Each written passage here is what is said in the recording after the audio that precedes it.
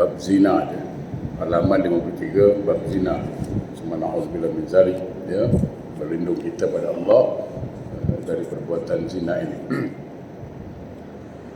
Al-Faqih menuturkan dari Abu Husain Ahmad bin Hamdan, dari Ahmad bin Al-Haris, dari Utaibah bin Sa'id Al-Baghlani, dari Malik bin Anas, dari Ibnu Syihab, dari Ubaidillah bin Abdullah bin Utbah, dari Abu Hurairah radhiyallahu an dan Zaid bin Khalid radhiyallahu anhu. Keduanya berkata, sebuah hadis yang panjang, ada dua orang yang mengadu kepada Rasulullah sallallahu alaihi wasallam, di mana salah seorang di antara keduanya berkata, salah satulah yang bercakap, "Ya Rasulullah, tolong putuskanlah di antara kami berdasarkan kitab Allah." Jadi ada satu orang berkata, "Ya Rasulullah, mohonlah hukum kami, di mana hukuman itu berdasarkan kitab Allah." Yang seorang lagi berkata,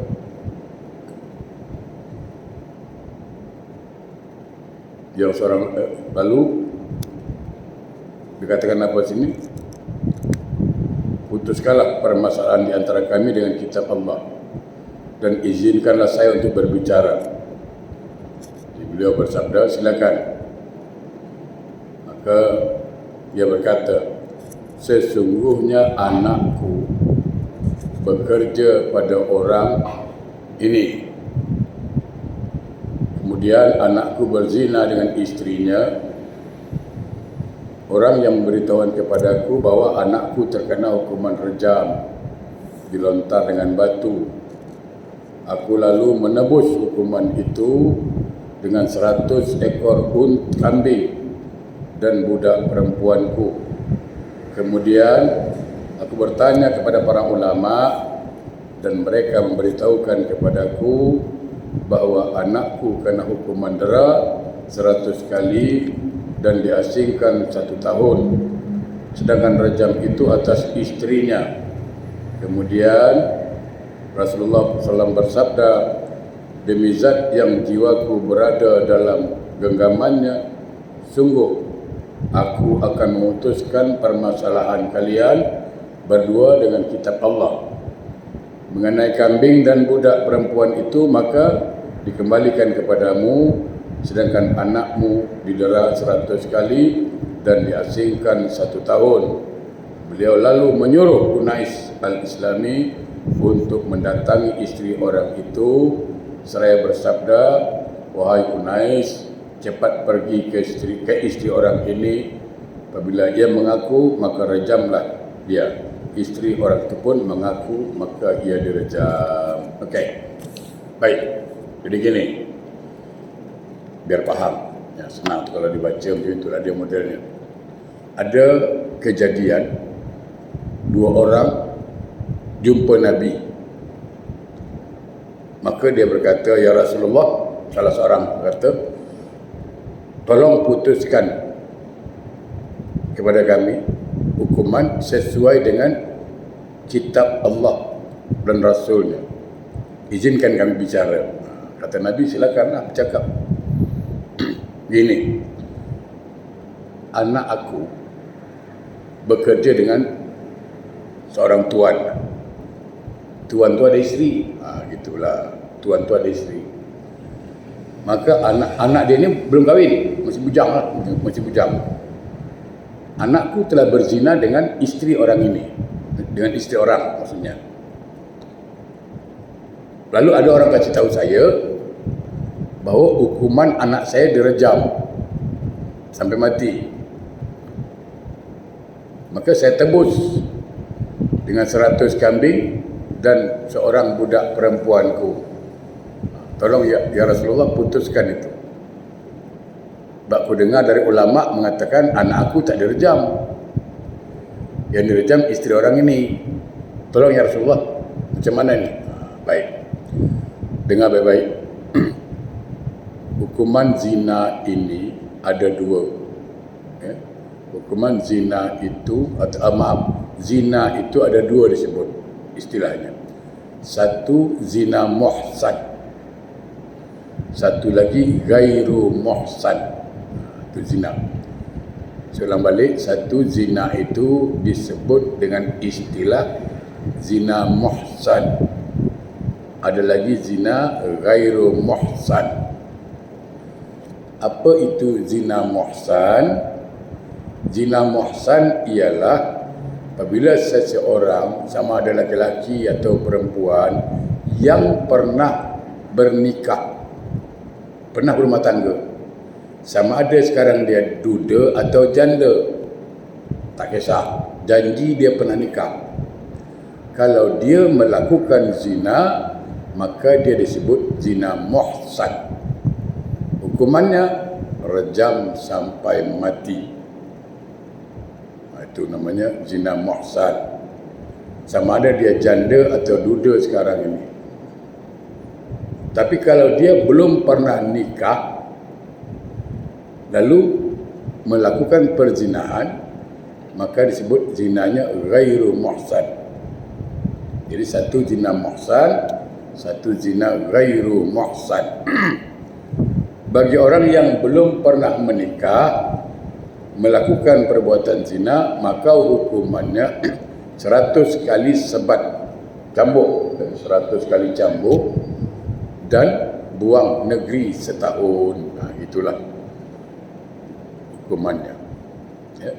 Nah, isteri orang ini, namanya isteri orang tentu dah pernah nikah, maka dia yang direjam. Macam mana cara rejamnya? Biasanya dilakukan dekat masjid. Dekat masjid digali lubang, diletakkan batu-batu kecil dalam 2-3 lori ke, 2 lori ke 1 lori, ditanam, nampak kepala je. Jadi setelah orang pulang Jumaat, lewat situ, ambil batu, pukul, rejam, pukul terus. Jadi lepas Jumaat tu, keluar Jumaat tu langsung dihukum. Siapa yang pulang Jumaat lewat situ, pukul. Kalau tak mukul, dia tak pukul.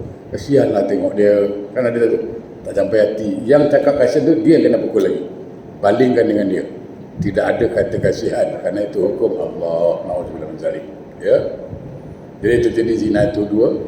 Sebut istilahnya, satu zina muhsan, yang satu ghairu muhsan. Ya. Mudah-mudahan Allah hindarkan kita, keluarga kita, anak-anak kita dari perbuatan zina, insya-Allah. Nabi SAW telah menjelaskan hukuman zina, di mana orang yang berzina baik laki-laki maupun perempuan, jika ia bujangan, tidak punya istri, maka hukumannya adalah didera 100 kali, sebagaimana firman Allah surah An-Nur ayat 2. A'udzubillahi minasyaitonir rajim.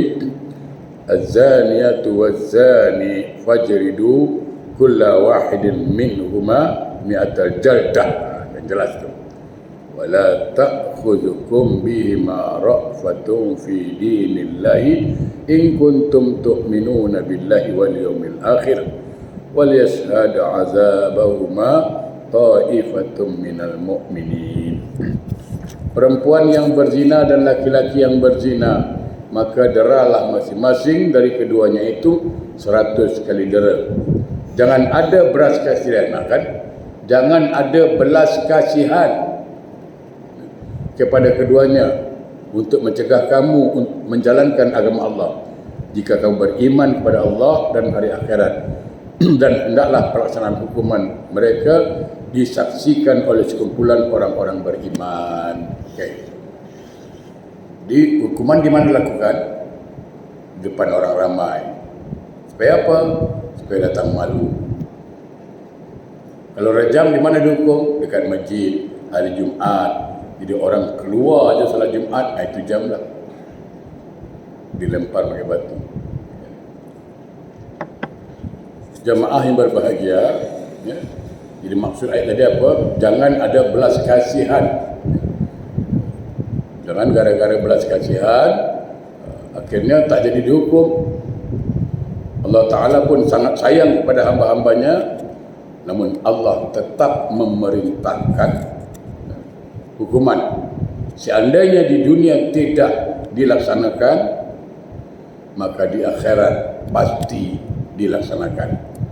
Subhanallah min zalik. Seandainya di dunia tidak dilaksanakan, maka di akhirat pasti dilaksanakan. Kenapa depan umum? Kenapa dilakukan di khalayak ramai? Supaya mendatangkan rasa malu. Karena kita jujur saja lebih malu pada penglihatan orang daripada penglihatan Allah. Kita malu depan orang kita malu, depan Allah kita tak ada malu. Itu masalah. Jadi itu sebabnya dihukum di depan orang. Jadi kalau bagi orang berkeluarga yang pernah nikah atau berkeluarga, sama ada dia janda sekarang atau masih juga sebagai isteri atau suami, maka hukumannya rajam. Bagaimana diriwayatkan dari Nabi sallallahu alaihi wasallam bahawa beliau melaksanakan hukuman rajam kepada Ma'is bin Malik. Juga diriwayatkan dari Nabi sebagai berikut. Ada seorang perempuan datang kepada Nabi dan mengaku bahawa ia hamil karena melakukan zina. Kemudian beliau menyuruh perempuan itu untuk kembali hingga melahirkan kandungannya. Setelah melahirkan kandungannya, ia datang kepada Nabi, lalu beliau memerintahkan agar perempuan itu direjam. Ini. Oleh karena itu, jamaah yang berbahagia, pesan dengan anak cucu kita dan terutama kita juga agar terhindar. Semoga Allah hindarkan kita, Allah tanamkan rasa benci kita untuk berbuat maksiat. Kalau tak salah saya, Jumaat yang lalu saya sampaikan sebuah pesan Rasulullah pada Sayyidina Ali, diamalkanlah itu, sama-sama kita mengamalkan.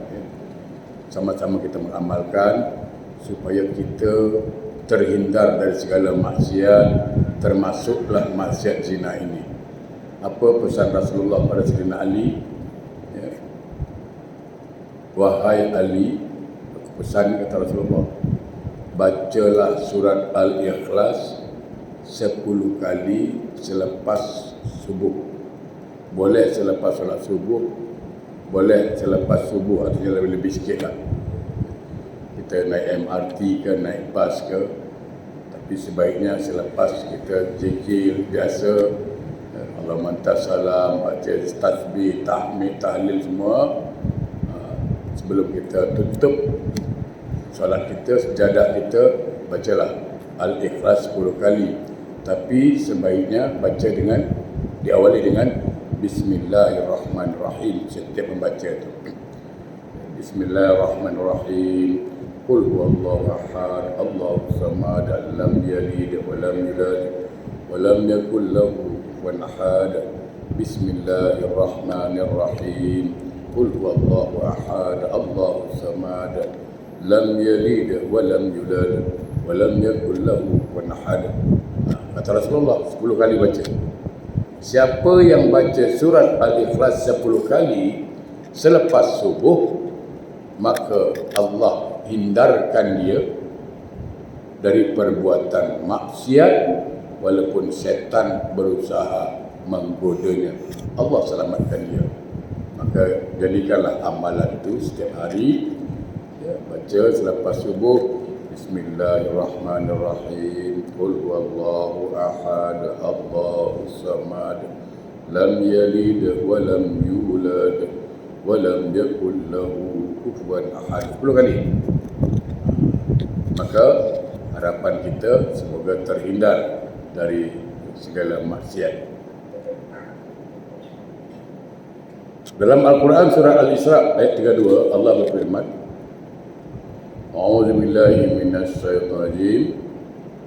Wala taqrabuz zina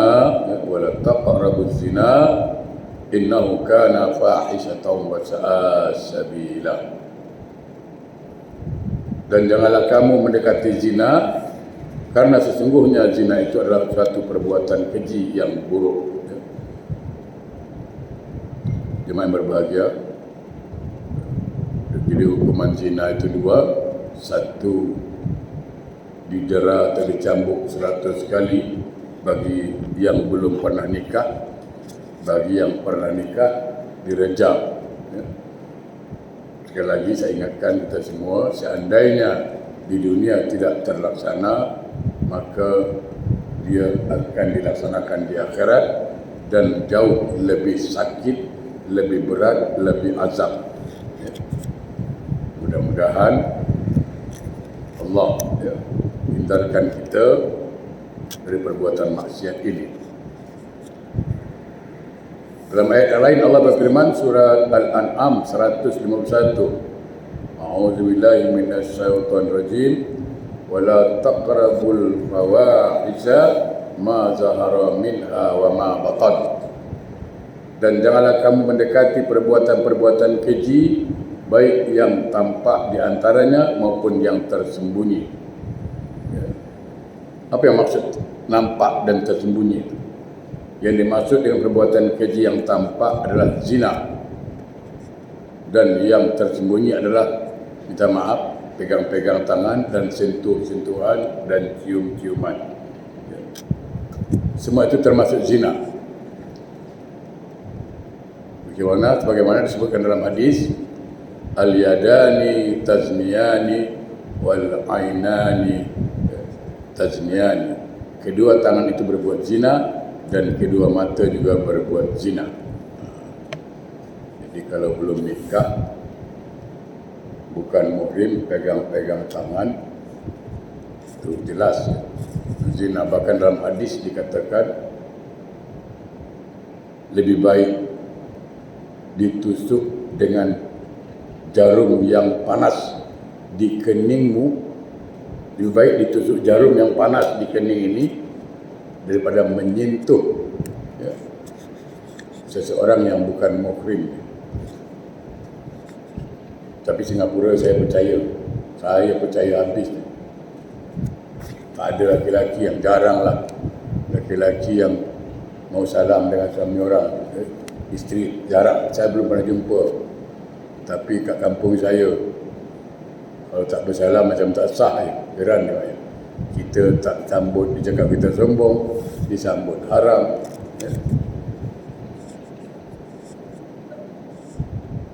Perhatikan surah An-Nur 30:31, di mana dikatakan, katakanlah kepada laki-laki yang beriman, hendaklah mereka menahan pandangannya dan memelihara kemaluannya. Yang demikian itu adalah lebih suci bagi mereka. Sesungguhnya Allah Maha mengetahui apa yang mereka perbuat. Katakanlah kepada perempuan yang beriman, hendaklah mereka menahan pandangannya dan memelihara kemaluannya. Jemaah yang berbahagia, dalam kedua ayat di atas Allah memerintahkan kepada orang-orang beriman, baik laki-laki maupun perempuan.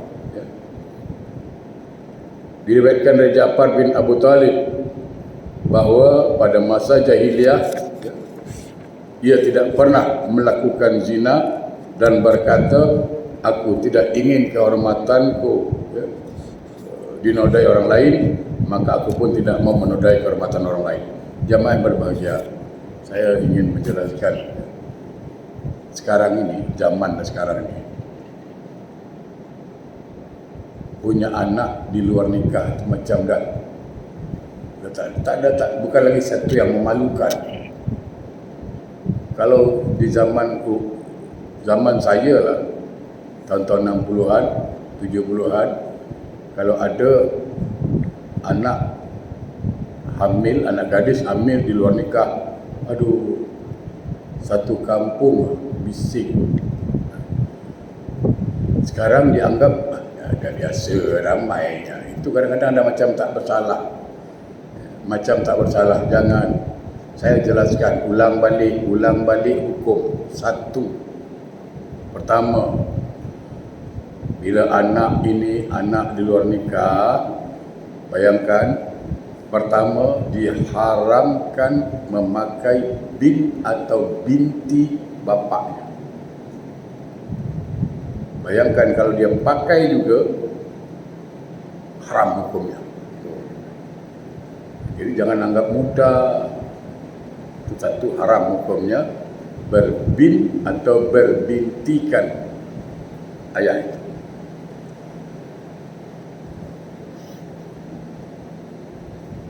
Lalu pakai binti siapa?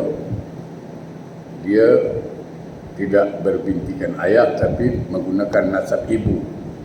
Ibnu. Siapa nama ibunya?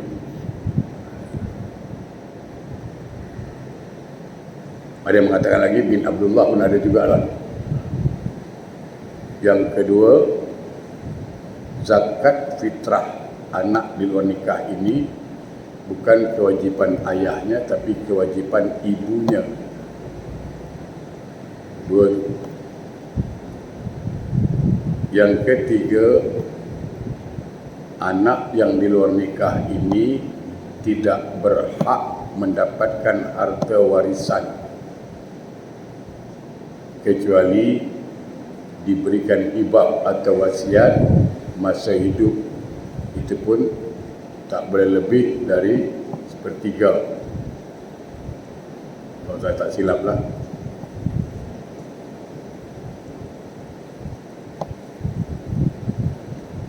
Dan ini dari mazhab Imam Syafi'i, kalau dia dah gadis nak nikah, yang boleh menikahkannya adalah wali hakim yang telah ditunjuk pemerintah.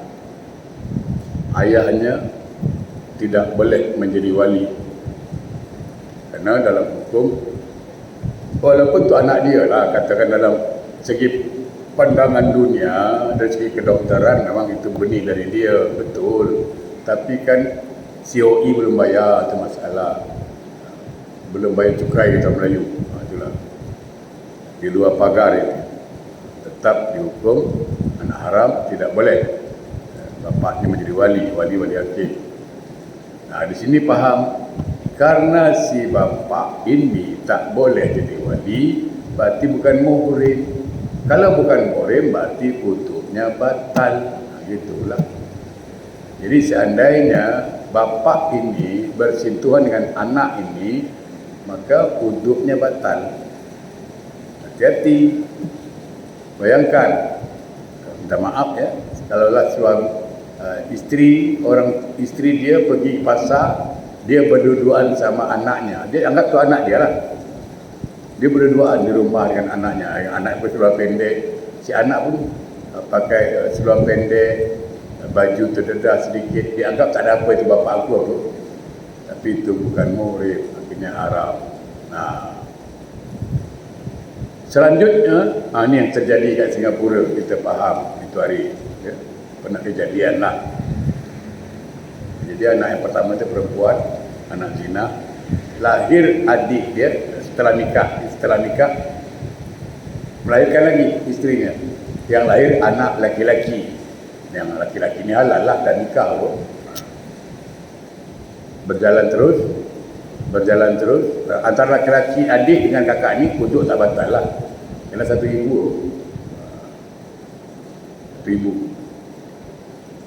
Bila dah berjalan, orang si bapak meninggal dunia, anak pun dah gadis, yang laki-laki pun dah bujang, sekarang nak nikah.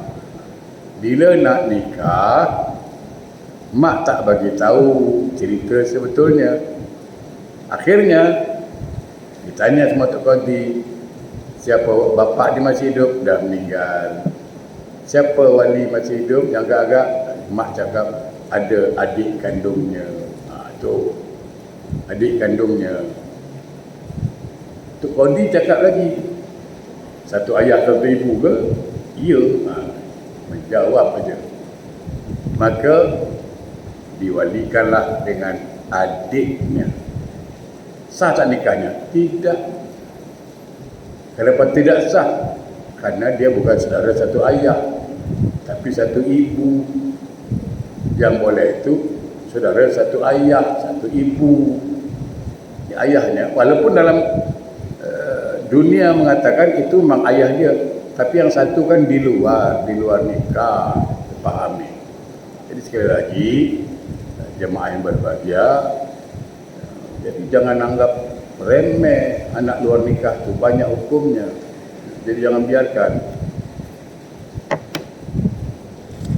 Diriwayatkan dari salah seorang sahabat Nabi bahawa ia berkata, jauhilah perbuatan zina itu, kerana perbuatan zina itu mendatangkan 6 musibah, 6 perbuatan buruk. Ya. Jadi ada 6 musibah, 6 keburukan yang didapati oleh orang yang berbuat zina, 3 di dunia dan 3 itu di akhirat nanti. Di dunia apa? Berkurangnya rezeki. Rezekinya itu sempit. Orang yang suka berzina, rezekinya sempit dan kehilangan berkah.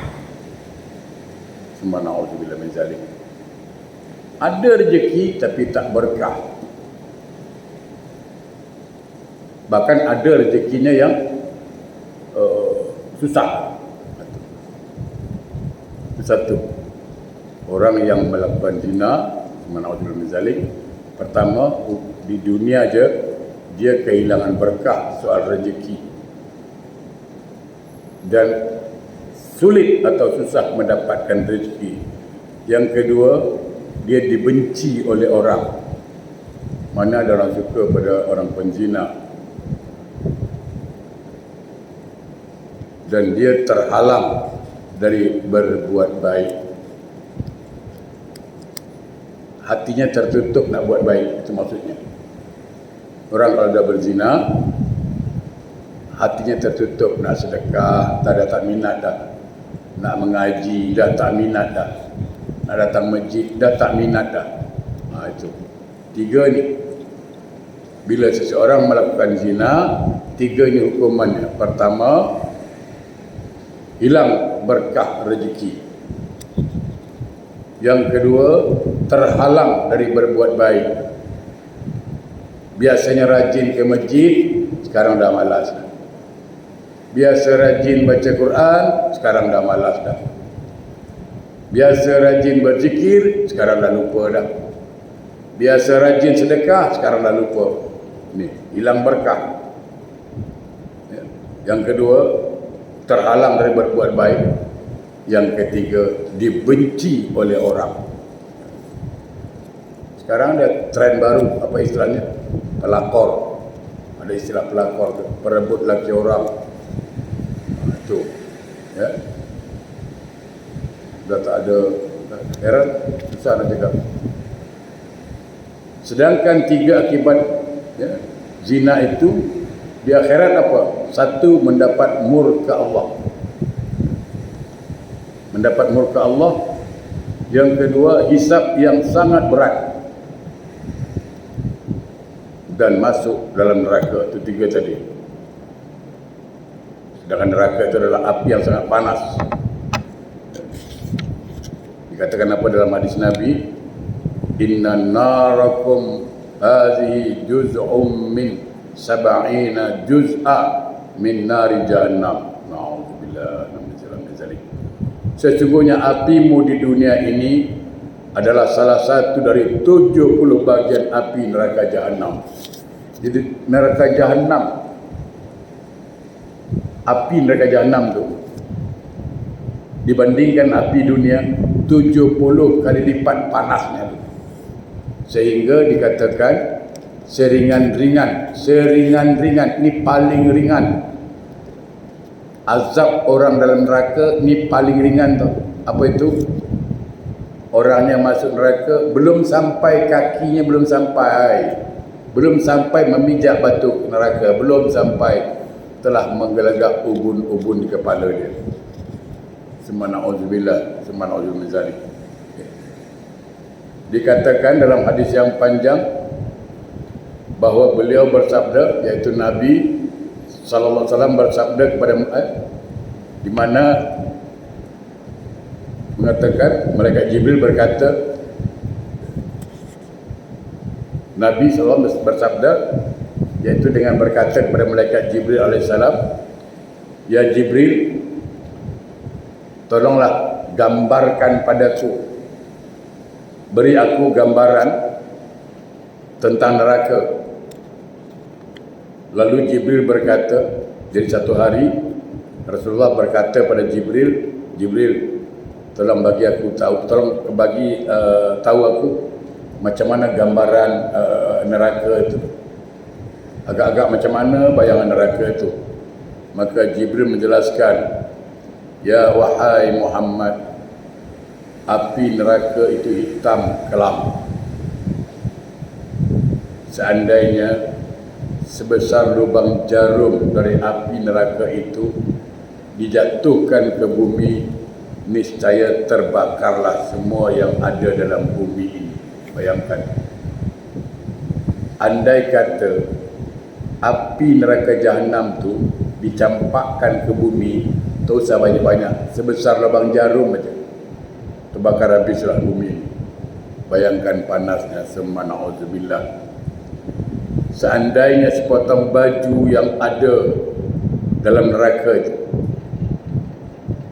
ada baju dalam neraka itu, seandainya digantung di antara langit dan bumi, niscaya penduduk bumi ini akan mati semua kerana baunya, bau busuknya. Andai kata baju neraka digantung, bukan gantung di bumi, digantung di antara langit dan bumi, kerana baunya sangat busuk, mati semua manusia ini. Bayangkan orang yang masuk neraka itu dia pakai baju itu. Na'udzubillah min zalik. Seandainya setetes bumi, setetes zakum dilemparkan ke bumi, niscaya bahan makanan penduduk bumi akan musnah. Zakum itu apa? Sebuah makanan yang berduri. Jatuh satu ke bumi, buah zakum itu, habis semua tanaman ini. Begitulah dasarnya. Seandainya satu dari 19 malaikat yang disebut oleh Allah dalam Al-Quran itu muncul di tengah-tengah penduduk bumi, niscaya mereka akan mati kerana bentuknya sangat buruk. Jadi ada namanya malaikat itu sangat garang, namanya malaikat Zabaniyah. Andai kata malaikat 19 itu turun ke bumi, orang akan takut melihatnya dan mati saking takut.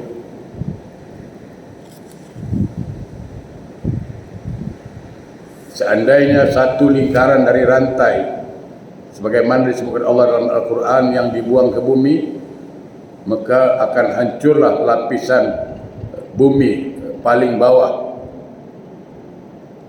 Kemudian tidak boleh ditempati lagi. Jadi neraka itu ada satu rantai. Andai kata satu rantai jatuh aja ke bumi ini, habislah bumi ini dan tak boleh pakai lagi. Na'udzubillah min zalik. Kemudian Rasulullah bersabda, cukup wahai Jibril. Rasul dah tak kuat dengar dia. Saking sayangnya pada kita umat Muhammad SAW, jangan sampai ada umatnya yang masuk dalam neraka. Cukup Jibril. Dan beliau menangis, dan Jibril juga ikut menangis. Rasulullah SAW bersabda, wahai Jibril, kenapa engkau menangis? Maka dikatakan apa? Nabi tanya, kenapa engkau menangis Jibril? Sedangkan kedukaanmu begitu dengan Allah, kedudukanmu dekat dengan Allah, apa sebab kau nangis? Maka Jibril menjawab, wahai Rasulullah, tidak ada kedudukan kursi Allah pada selain posisiku saat ini. Antara aku dengan, atau aku diuji dengan apa yang diujikan kepada Harut dan Marut serta iblis yang terkutuk. Bayangkan, Jibril, ini pelajaran yang baik buat kita. Jibril, makhluk yang suci, yang dekat dengan Allah pun beliau tidak sombong, masih takut pada neraka. Kenapa? Bayangkan iblis yang sudah masuk surga pun Allah boleh keluarkan. Ini kita yang belum masuk surga sombong minta ampun. Ya kan? Belum masuk surga dah macam dia pula AJK surga, ahli jawatan kuasa surga. Double confirm masuk, mana boleh. Pelajaran buat kita. Jibril makhluk yang dekat dengan Allah, makhluk yang tak pernah berbuat maksiat, makhluk yang selalu mendampingi Rasulullah SAW, itu pun masih takut dengan neraka. Ya, mestinya kita lebih takut. Tak habiskan langsung hari ini. Jadi kalau malaikat Jibril aja takut, kenapa kita tak takut? Kita mesti lebih takut. Ya. Oleh kerana itu, jemaah berbahagia, jangan kita tertipu oleh kehidupan, oleh kesehatan. Karena dunia ini akan musnah dan siksaan akan berlangsung lama. Jauhilah perbuatan zina, kerana zina itu mendatangkan amarah murka Allah dan sangat pedih azab Allah. Zina yang paling berat adalah zina yang terus menerus, yaitu seseorang yang telah menceraikan istrinya namun ia tetap saja berkumpul dengan istrinya. Ia tidak mengaku kepada khalayak ramai bahawa ia telah bercerai karena malu. Ia malu pada sesama manusia namun tidak malu pada Allah. Dan ini pernah terjadi. Saya tak kata orang, pernah terjadi. Dia sudah bercerai tapi masih serumah, tidak rujuk, lepas iddah tidak nikah karena malu dengan orang serumah. Namanya serumah, akhirnya apa? Buta hukum, terjadilah persetubuhan. Bayangkan, kalau tak salah saya, anaknya tu dah sampai umur 20 tahun. Betul, segitulah lamanya. Selama 20 tahun beliau satu rumah terjadi persetubuhan. Kan itu berzina terus akhirnya. Setiap selama sampai 3 anak dia.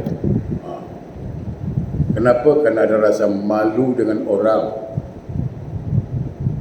Padahal kita harusnya lebih malu pada Allah. Kalau terjadi perceraian,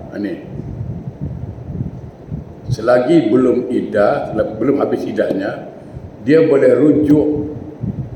Rujuk pun tak payah heboh-heboh, tak payahlah nak buat kenduri pula lagi. Pak Haji, datanglah ke rumah saya malam ini. Pak Haji, Ustaz, kenapa? Kami nak rujuk malam ini. Tolong baca doa. Tak usahlah, rujuk itu dianjurkan pakai saksi. Untuk apa? Supaya saksi boleh nasihati. Jangan sembarang saksi dicari. Saksi itu orang yang tahu agama, supaya dia boleh nasihati. Bukan saksi main ambil-ambil aja, jumpa orang tengah jalan. Tidak. Kalau dia belum habis iddahnya, ada 2. Satu rujuk kinayah, satu rujuk sarih. Rujuk sarih macam mana? Suami cakap, ni belum habis iddah ni, baru 3 hari lah kejadian. Wahai istriku, aku rujuk kepada engkau. Apakah engkau terima tak rujuk aku? Isteri jawab, aku terima engkau. Rujuk engkau wahai suamiku. Rujuklah. Itu rujuk sarih itu. Ada rujuk kinayah. Macam mana caranya? Istriku, abang ayang dengan kau. Abang sayang dengan kau. Abang nak balik lagi, awak terima tak? Aku terima. Ada selesailah tu. Begitulah rujuk. Ya. Sebelum habis iddah. Tapi kalau dah habis iddah, dia wajib nikah lagi. Berlaku hukum nikah. Ada wali, ada saksi, ada mahar, ada mas kahwin sekalian. Gitulah. Baik, jemaah berbahagia. Terakhir, perhatikan surah Al-Mu'minun ayat 5 sampai 7. A'udzubillahi minasyaitonirrajim. Wallazina hum li furujihim hafizun illa ala azwajihim أو ما ملكت أيمانهم فإنهم غير ملومين فمن ابتغى وراء ذلك فأولئك هم العادون. Dan orang-orang yang menjaga kemaluannya kecuali terhadap isteri-isteri mereka atau budak yang mereka miliki, maka sesungguhnya mereka dalam hal ini tidak tercela. Barang siapa mencari di balik itu, maka itulah orang-orang yang melampaui batas. Ya. Jadi yang dihalalkan hanya kepada isteri. Ya. Budak dah tak ada zaman sekarang. Kalau ada perbudakan lain cerita, ni zaman budak-budak dah habis. Jadi merupakan kewajipan setiap Muslim untuk segera bertaubat dari perbuatan zina dan mencegah orang lain dari perbuatan itu. Karena pada setiap tempat di mana zina merajalela, maka Allah Ta'ala akan menurunkan penyakit yang berbahaya. Dan itu pernah terjadi bahawa di satu tempat, kalau zina sudah terang-terangan, zina dah merajalela, maka Allah turunkan bala, iaitu penyakit. Sekarang penyakit apa yang tak turun sekarang? AIDS lagi.